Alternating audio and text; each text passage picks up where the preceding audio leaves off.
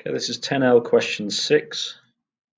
I'm doing it separately because I messed up on the first version. So let's have a look at this one here. We've got, I think we've done the differentiation earlier in the chapter, but it's always worth doing again. We should know that tan of x is equal to sine of x over cos of x. That was mentioned earlier in the chapter. That's an identity, which means that it holds true for all values of x. Doesn't matter if I put in 10, 20, 30, whatever, it's still going to work on both sides. So we can actually say this is an identical to this thing here. So this triple equal sign. So it's not an equation that we can solve, it's an identity which we can use. Now, where I messed up is I then went and differentiated this, which is not what the question asks us to do. So 1 over tan is the same, of course, as cos x over sine x, taking the reciprocal of the thing above. So now we can set it all up. We can say u is equal to cos x, u dash is equal to minus sine x, v is equal to sine x, and v dash is equal to cos x there. Okay, so if we put that all in the formula of course is v u dash minus u v dash over v squared for our quotient rule.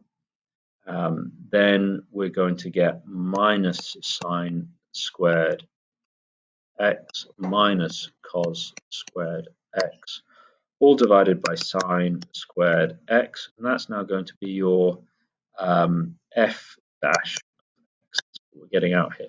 Now, another identity which we had turn up earlier was cos squared plus sine squared, or the other way around, is identical to 1. And that's something else which you can use there. Now, seeing as we've got minus one lot of this thing up here, that means that this is equal to minus 1 down at the bottom. So that gives us out our answer, which we require here. Okay, for part B, which is obviously the skill which we need to practice this chapter, it gives you this kind of situation where we have, let's just put this on a graph, we have this at 2,000 meters, so we've got this fixed height. We have the observer being here, and we have an angle. And again, they've worked in radians. Again, if you're not sure with radians, you can always times by 180 over pi, and in terms of degrees.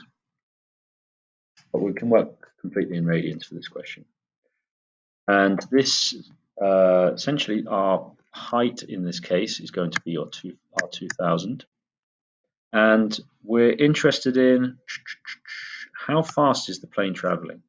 Right, how fast is the plane traveling? So we're interested in traveling in this direction. We're interested in how fast it's moving horizontally. So we're interested in finding dx dt. That's how fast it will be traveling because it's not moving up or down. Okay, so dx dt, let's split that one up, dx and dt. And we can see that theta is involved in this question, so I'm going to put in d theta here, d theta. And what are they saying? They're saying the rate of change of the angle of elevation is 0.01. So that's this thing here. This thing is 0. That's the rate of change of the angle of elevation. So somehow this person on the ground is able to measure the angle which they're seeing this plane. They know the height of the plane. They just want to know how fast the plane is going. Okay. Okay, so we need to work out dx d theta. That's the thing which is missing here. Now we can set up tan of theta, because we've got the opposite and the adjacent involved. So we can say tan of theta equal to 2,000 divided by x.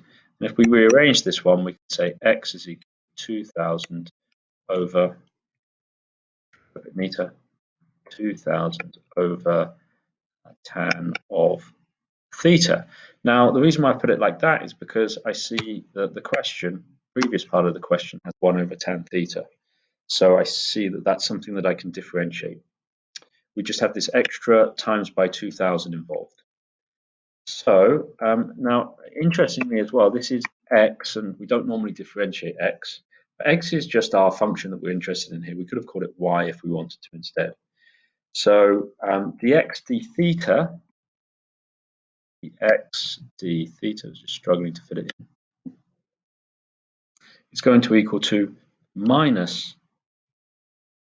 sine squared theta on the bottom there, but then you'll times the whole thing by 2000 because that's just a constant. Okay, this is not a quotient rule that we need here because the 2000 is just a constant that we can take out of integration and put back differentiation, take it out and put it back in again. Okay, now we should have all of the information we need. We've got dx d theta, that can go in there. We've got this sorted out, that's 0.1, and we have a final bit of information, and that's that theta is equal to 0.5 at this point